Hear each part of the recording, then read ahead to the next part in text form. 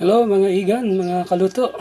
Tara po, magluto tayo ng rellenong pusit o sa English ay squid stuff. Tara po, samahan niyo ako mga kaibigan. Nalinisan ko na ito at nilagyan ko ng mga hiwa-hiwa. Yan. Now, i-marinate ko ito sa soy sauce.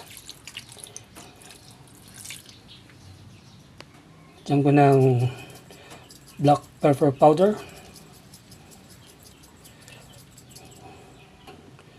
Konting vinegar. Okay. Of course, di nawawala ang pampalasa, no? Laging meron nito sa lahat ng lutuin. MSG, optional sa mga hindi gumagamit. Now, imimix ko na siya. So, ibababad ko ito ng mga 30 minutes, ano? Bago ko lagyan ng palaman sa loob. Now ay i-ready ko na yung kanyang palaman o stuffing mga kaibigan.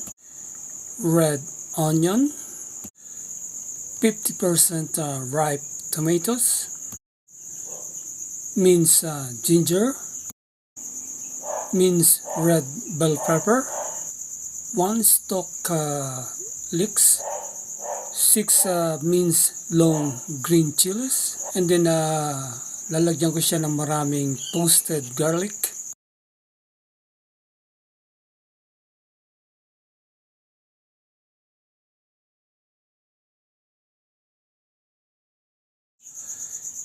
Three tablespoon fish sauce, 1 teaspoon black pepper powder, 3 tablespoons soy sauce, half teaspoon MSG, ito po ay pampalasa, pampasarap.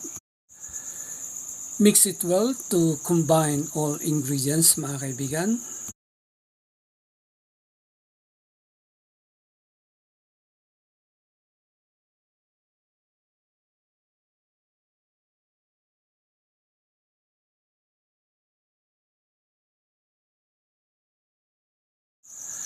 Balik po tayo sa ating squids.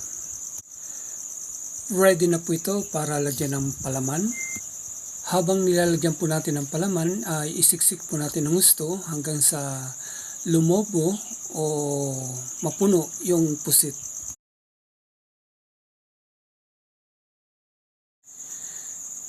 Then ilalako ito ng very fine barbecue stick instead of toothpick.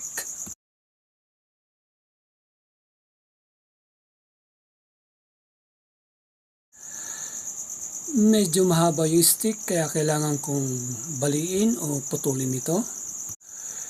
Ito na po yung ating unang squid na nalagyan po natin ng palaman. Now proceed po tayo. Same process lamang mga kaibigan hanggang sa lahat po ng squid ay malagyan po na po natin ng palaman.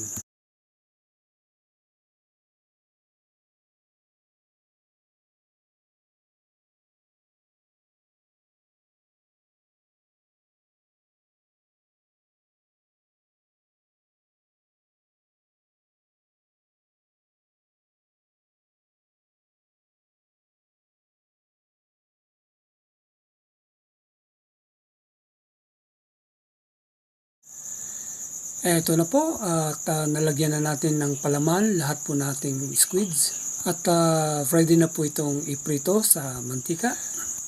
Bago ko ito iprito, ito ay i-coat ko muna ng cornstarch.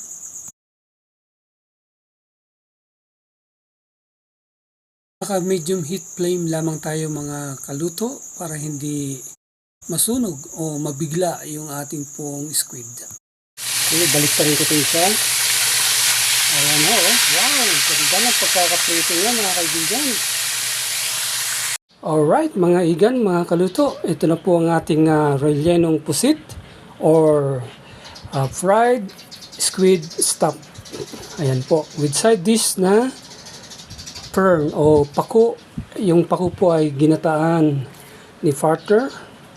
So yan po ang aming ulam o meal para sa pananghalian. Tara po, kain na po tayo mga kaibigan.